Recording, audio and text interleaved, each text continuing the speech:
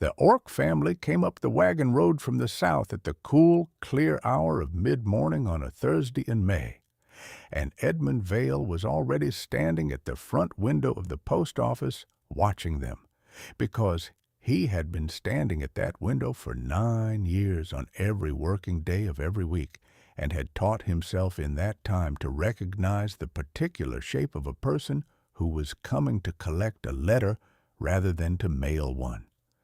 They were three.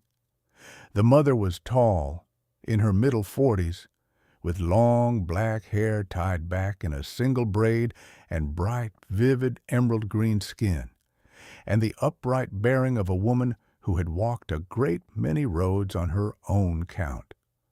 The son was a young man of perhaps 22, broad through the shoulders, with the same green skin and a long traveling staff in his right hand.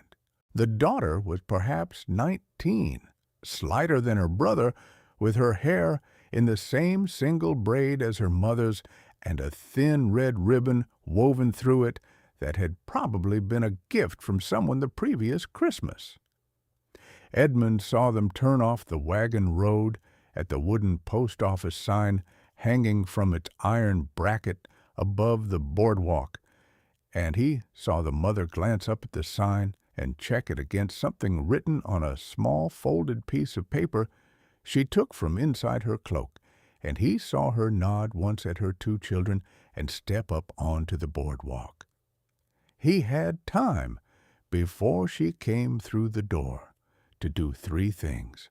The first was to look past her at the wagon road behind her, where 3 mounted human men in dark wool coats had reined in their horses at the edge of the town square perhaps 100 yards down the road, and were sitting their horses without dismounting, hats pulled low against the morning sun, hands resting on the saddle horns, and one of whom, the lead rider in a long brown coat, was looking at the post office.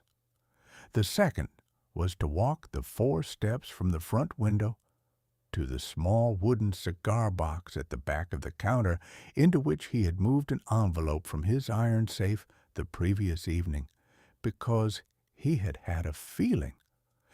The envelope was 8 inches long, pale yellow with age, addressed in the careful, even handwriting of his older brother. It had been sitting in his post office for 9 years, and 1 month and 3 days, and he had dusted it with a small linen cloth twice a year, and moved it from drawer to drawer, and from safe to safe, and never opened it, because his brother had told him not to. The third was to stand behind the counter with the envelope in his right hand at his side, where it could not be seen from the doorway, and to wait. The bell above the door rang once. The mother came in first. She did not look at him at first. She looked at the small interior of the post office, taking in the rough pine walls and the row of small numbered wooden boxes set into the wall on the left side, and the long wooden counter Edmund stood behind, and the small iron stove against the back wall, in the slow, practiced way of a person who had spent the previous week walking into rooms without knowing whether the room was safe.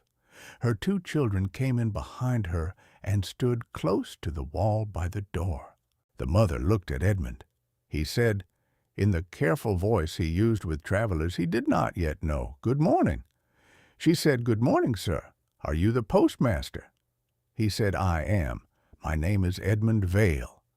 She said, "My name is Yeshet. These are my children, Gorm and Dalla. We have come to collect a letter." He said, "Who is the letter for?" She said, "The letter was sent to the family of Baisha, of the Stone Hollow clan, in care of the Vale post office at Hollow Stone Crossing. Baisha was my husband. Baisha is dead. Gorm and Dalla and I are the rest of his family." He said, "Yeshet, the letter has been waiting for you." She closed her eyes for a long moment. She did not cry. When she opened her eyes again, she said, "May we sit down, postmaster?" He said, "Please." He came around the counter and brought 3 of the wooden chairs that lined the back wall and arranged them in front of the counter. And Yeshet sat down on the middle one, and her 2 children sat on either side. And Edmund went back behind the counter and set the pale yellow envelope on the wood between them, addressed side up. And he said, "Before I give this to you, I am going to tell you a thing about it that you should hear from me before you read it, because the man who wrote it was my brother, and I was at his bedside when he wrote it, and I would rather you hear what is in it from a person sitting in front of you than from a piece of paper."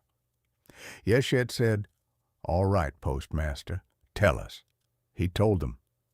He had been 61 years old that May, and he had held the postmaster's commission for the town of Hollow Stone Crossing for 14 of those years, having taken the post from an older man named Hadley, who had died of a heart trouble in his 4th year on the job.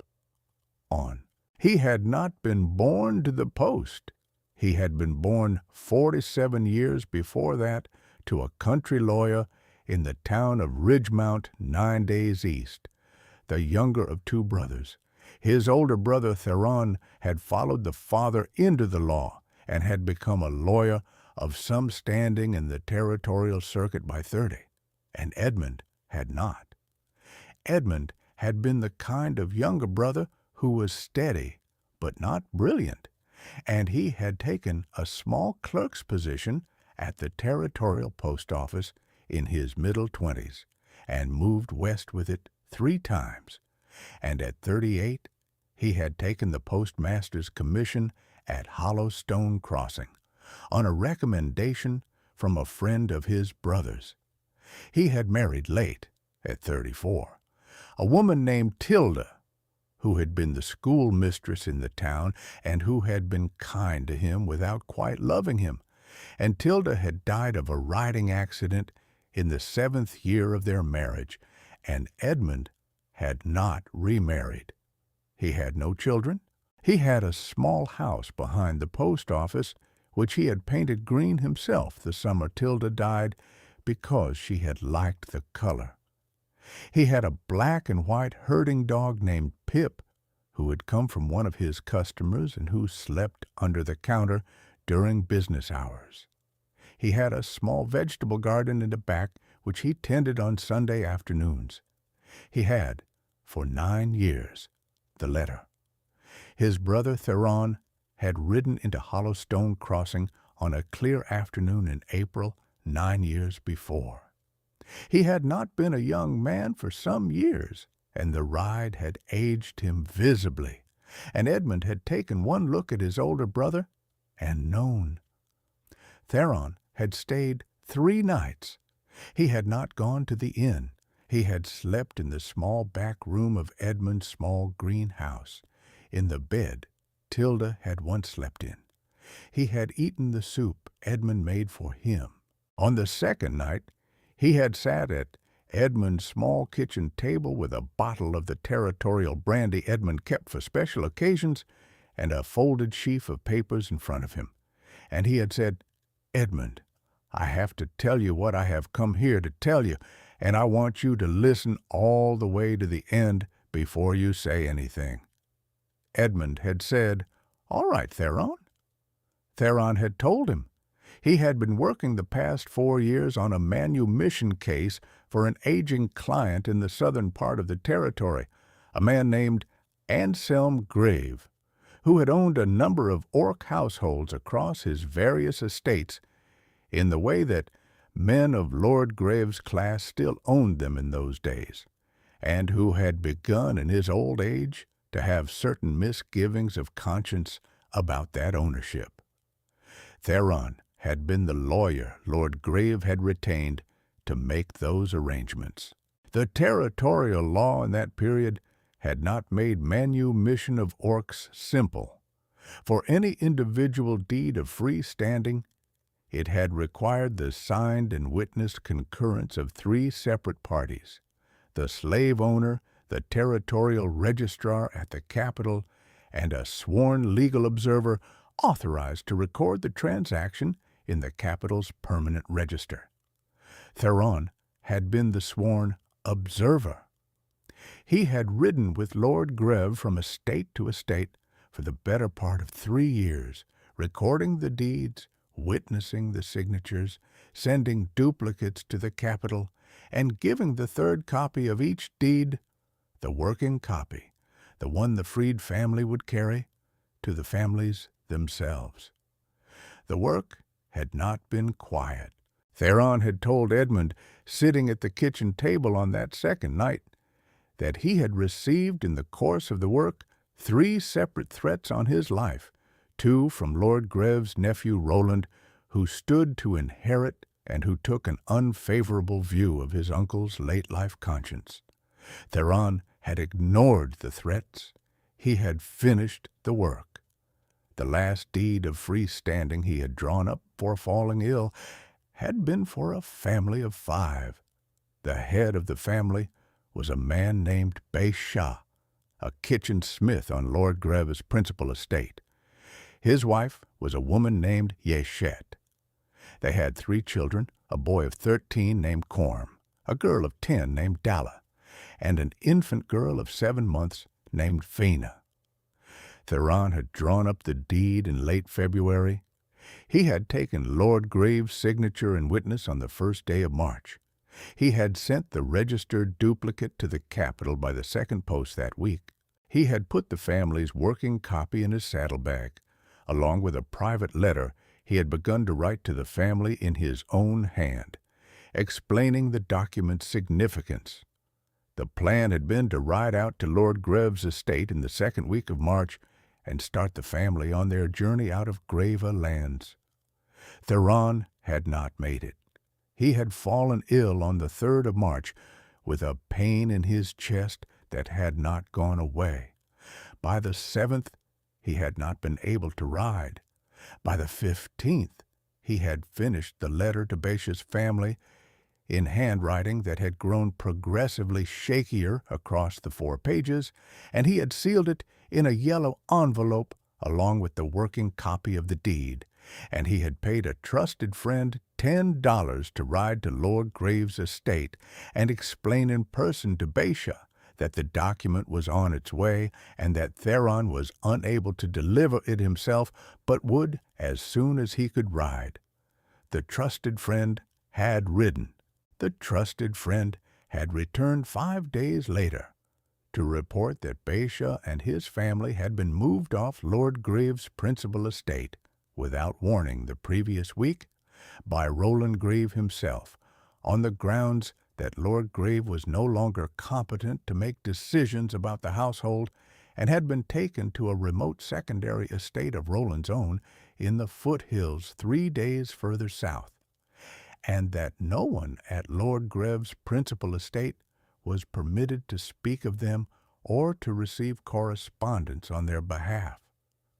Theron had understood then that the document, undelivered, was the only thing standing between Baisha's family and a return to chattel status under Roland Greve, who had no intention of recognizing the manumission and who could simply destroy any unregistered copy of the deed his lawyers might happen to find.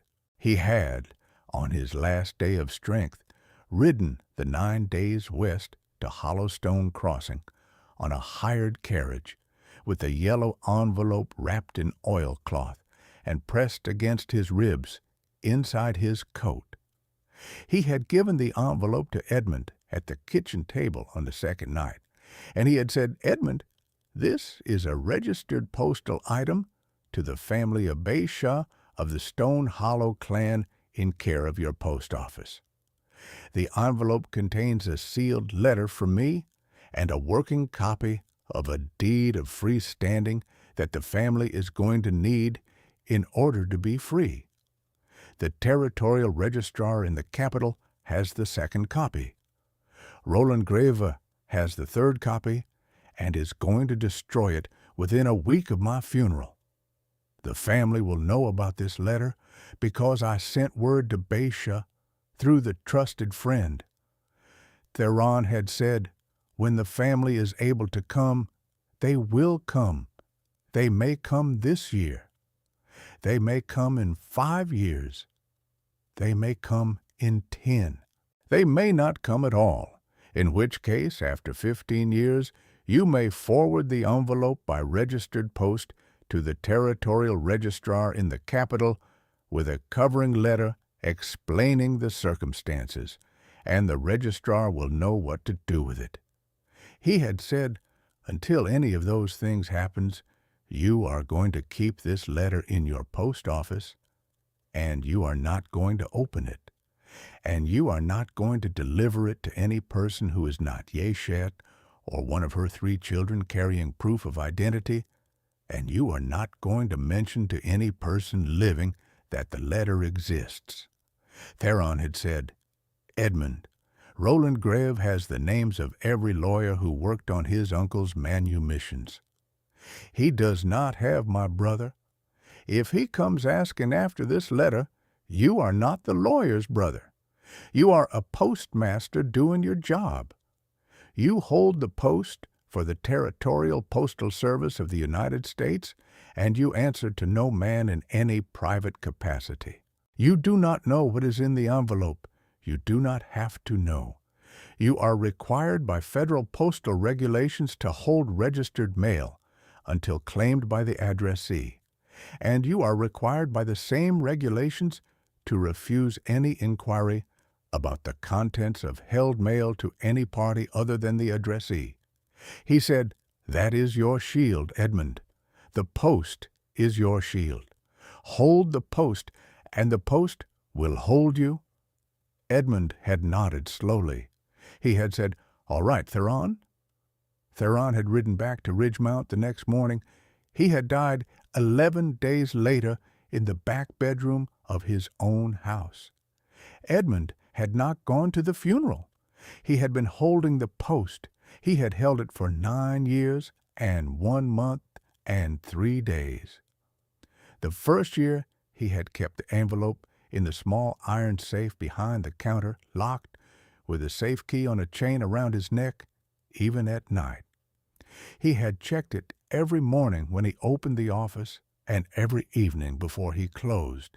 He had not opened it, not. After the first year, a man had come to the post office.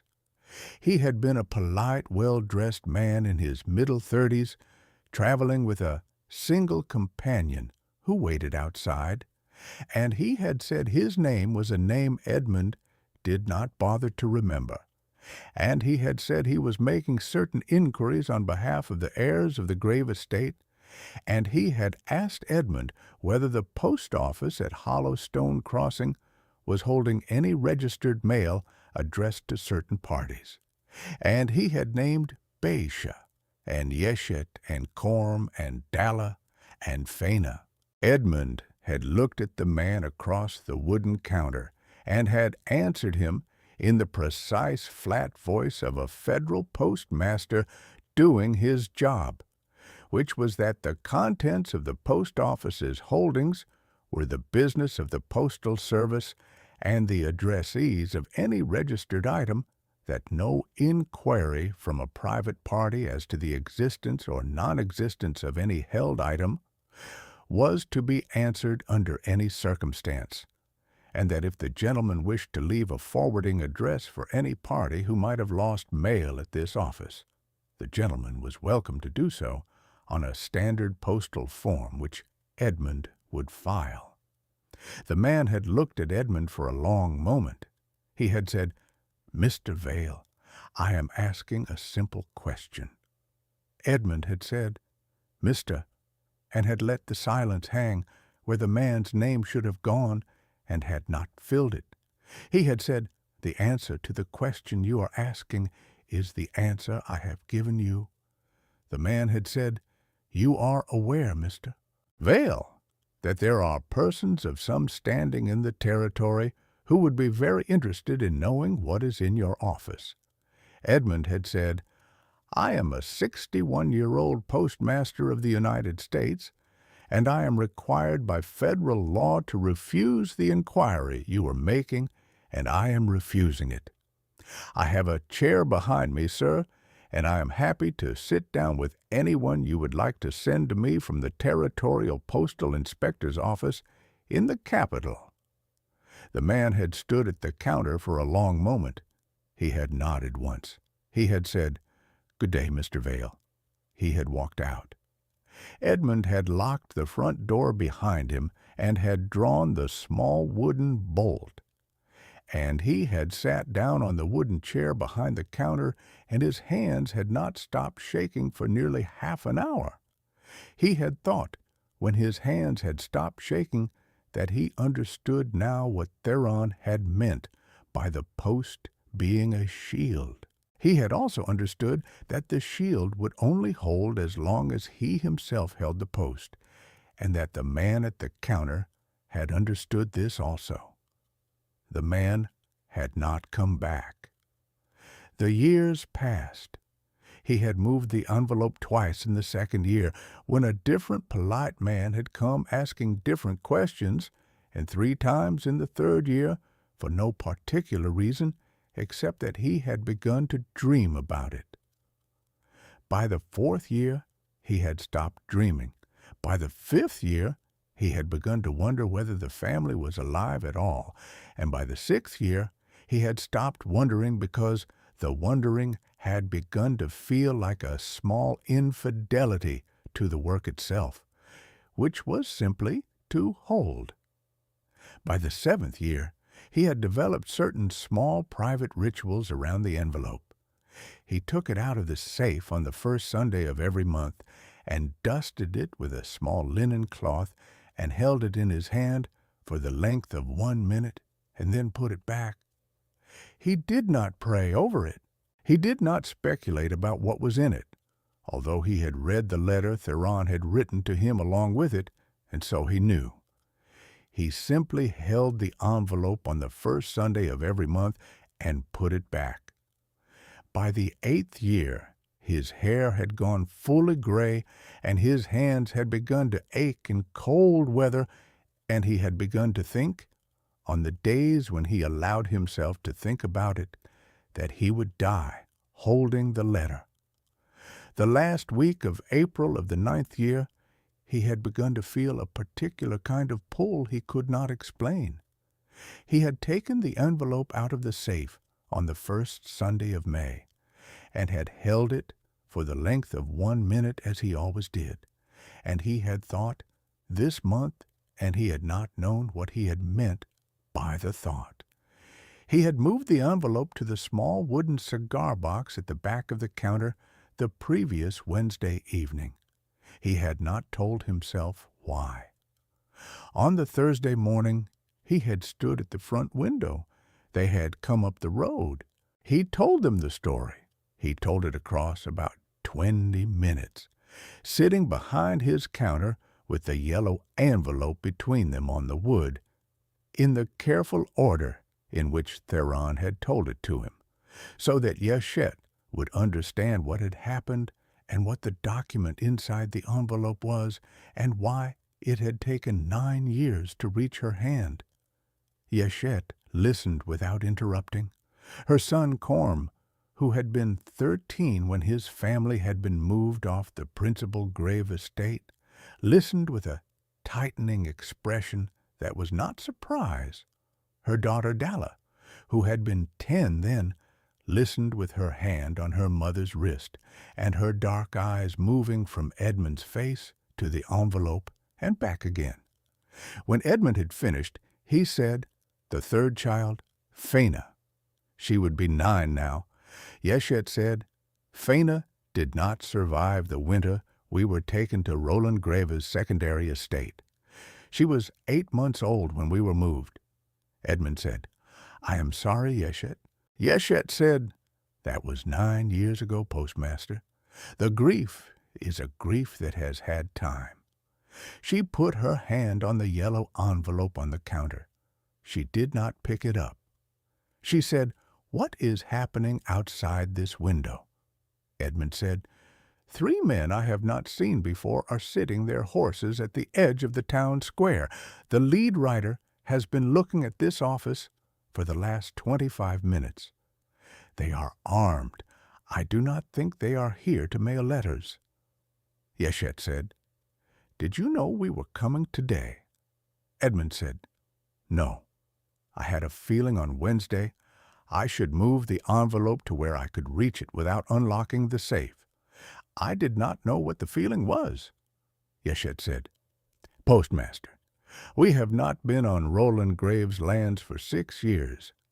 We have been with my husband's clan in the foothills under the White Fork Mountain. We came down out of the foothills 4 weeks ago because my eldest son turned 22 this spring, which by the laws of our clan makes him head of his father's house.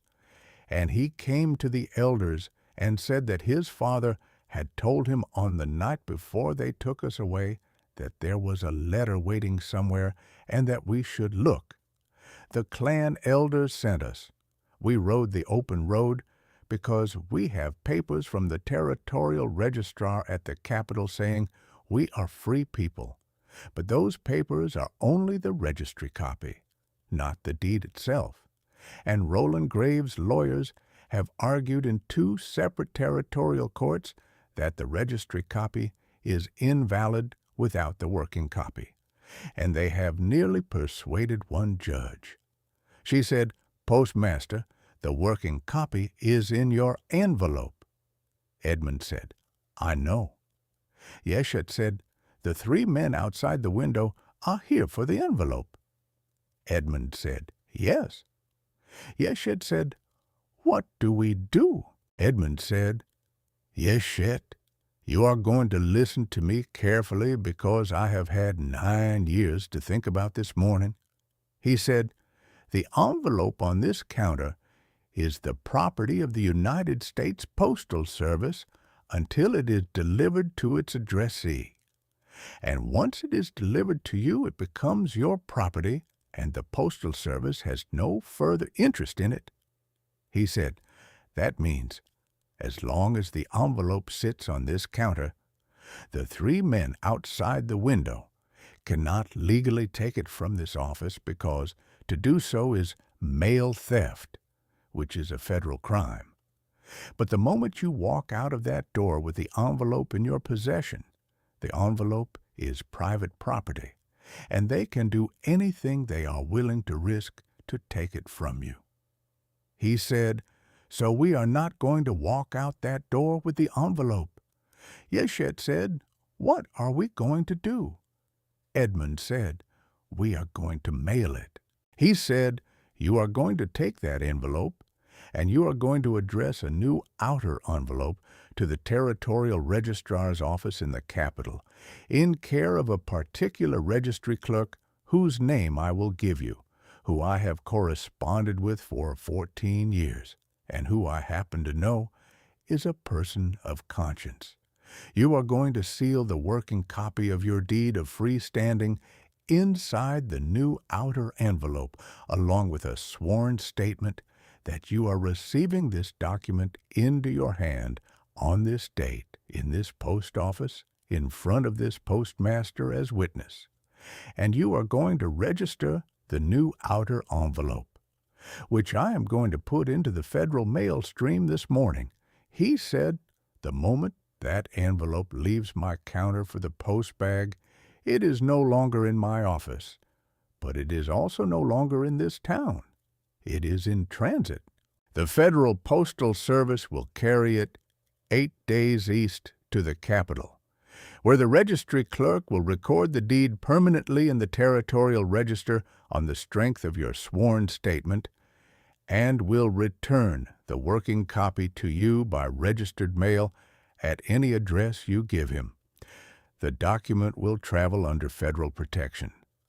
The 3 men outside that window can ride after the post wagon if they want, but the post wagon carries a federal mail guard, and the punishment for interfering with a federal mail wagon is 20 years in territorial prison, and Roland Graves' heirs are not going to spend 20 years in prison over a single document, when the document by then will have been registered and the matter closed. Yeshet said, What about today? What about us walking out that door? Edmund said, "You walk out that door with no document. The three men outside this window have been watching this office for an hour to see whether you come out carrying anything. If you come out carrying nothing, they have no warrant to stop you and no legal pretext for detaining you. They will not be happy. They may follow you. But you are three free people of the territory, and the law of the territory says you may travel where you please." He said, "I have a herding dog named Pip, and a wagon and a horse named Spruce. My back door opens onto an alley.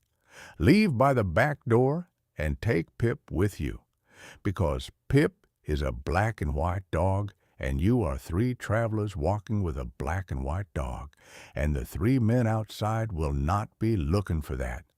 He said, "You go north out of the alley 2 blocks to the livery, ask the liveryman for my wagon, and tell him I sent you and that the wagon is going to my brother-in-law's farm in the next valley west, which is a thing he has heard me say 4 times this winter, and you take the wagon out of town on the western road, and you camp tonight at a stand of cottonwood 6 miles west, which I will draw you a map to." He said, "The registered envelope I'm going to mail this morning will be addressed to you in care of the postmaster in the town of Crescent Ford, 2 valleys west of here. You will arrive at Crescent Ford in 3 days. The registered mail wagon will arrive there in 3 weeks. You will collect your deed of freestanding from the postmaster of Crescent Ford, and you will go on." He said, "Do you understand, Yeshet?" Yeshet said, "Postmaster Vale." Edmund said, "Yes." Yeshet said, "You have thought about this morning for 9 years. He said, "I have thought about a version of it. The morning is somewhat different from any of the versions I imagined." Yeshet said, "You're not coming with us." Edmund said, "No. The post office is not allowed to close on a working Thursday." He said also, "The 3 men outside the window are going to need to see somebody open the front door of this post office at noon and turn the sign and lock up for lunch in the usual way, and that is going to be me." He said, "After I lock up at noon, I am going to walk down to the Territorial Telegraph Office at the other end of the town square and send a private telegram to a friend of mine at the Territorial Postal Inspector's office in the capital, the gentleman I mentioned. I am going to say in the telegram that I have reason to believe that an attempt to interfere with federal registered mail may be in progress on the western road out of Hollowstone Crossing in the next several days. The Territorial Postal Inspector takes that kind of telegram seriously. You will have a federal mail guard riding 2 days behind you on the western road within 48 hours. Yeshet." Yeshet looked at him for a very long time. She said, in a voice that was quiet, "Why have you done this for us?" Edmund said, "My brother asked me to. He said he was a good man." He said, also, "I have held a letter for 9 years, and at some point in the 3rd or 4th year the letter stopped being a thing I was holding for my brother and became a thing I was holding for you." He said, "I did not know your face until 40 minutes ago. I have known your name for 9 years." She picked up the yellow envelope. She looked at it for a moment, and then she handed it back to him across the counter, and she said, "Postmaster, would you do me one more service this morning?" He said, "What?" She said, "Would you open it and read me what is in it before we mail it on? My husband told my son on the night before we were taken that there was a letter coming, and my son has been carrying that knowledge for 9 years. I would like Corm to hear what was in the letter that was coming for him." He said, "I will." He took out his small folding penknife. He slit the seal of the yellow envelope, which had been sealed in the careful, even hand of his older brother 9 years and 1 month and 3 days before, and he slid out the contents and laid them on the counter. There was the working copy of the deed of freestanding for Baisha and Yeshet and Korm and Dalla and Fina, signed in 3 places in 3 separate hands and stamped twice in red wax. There were 4 pages of careful handwriting, growing progressively shakier, in his brother Theron's voice. Edmund read the letter aloud. He read it slowly. He read it all the way through.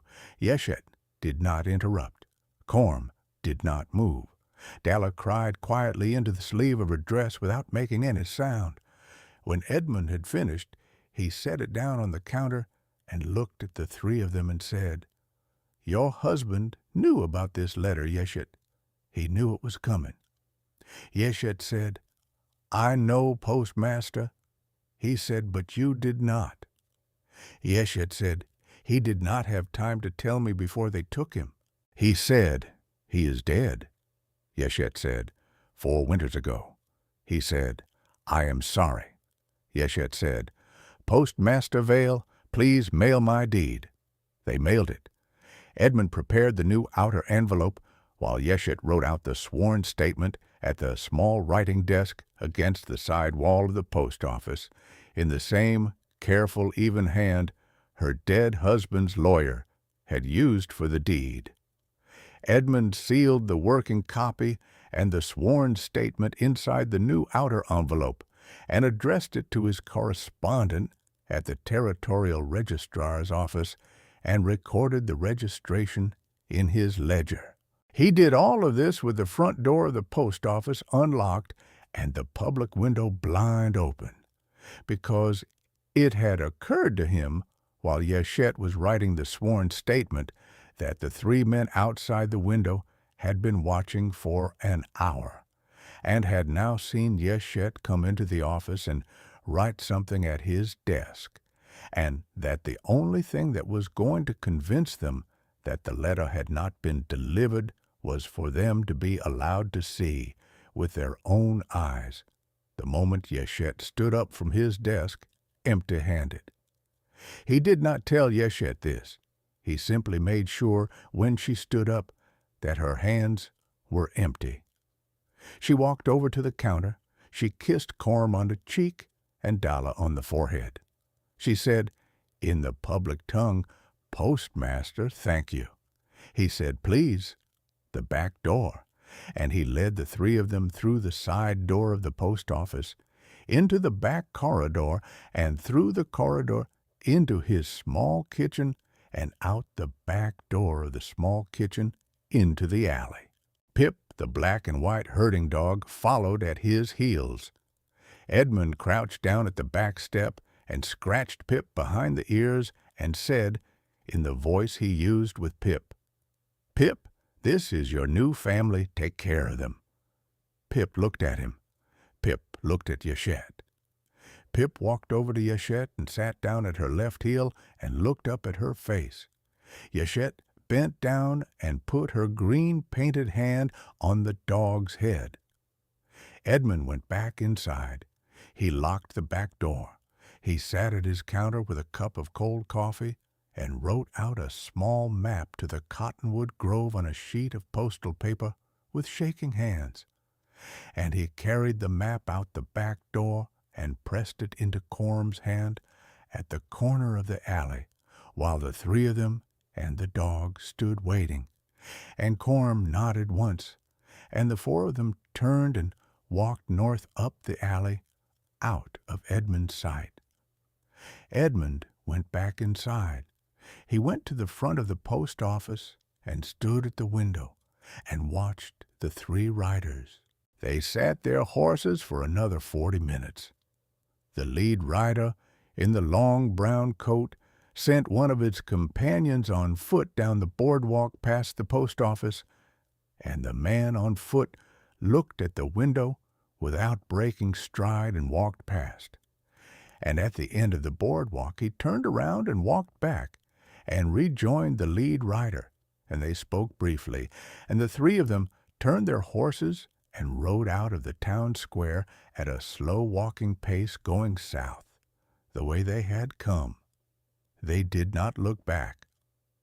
Edmund locked the front door of the post office at noon. He turned the sign.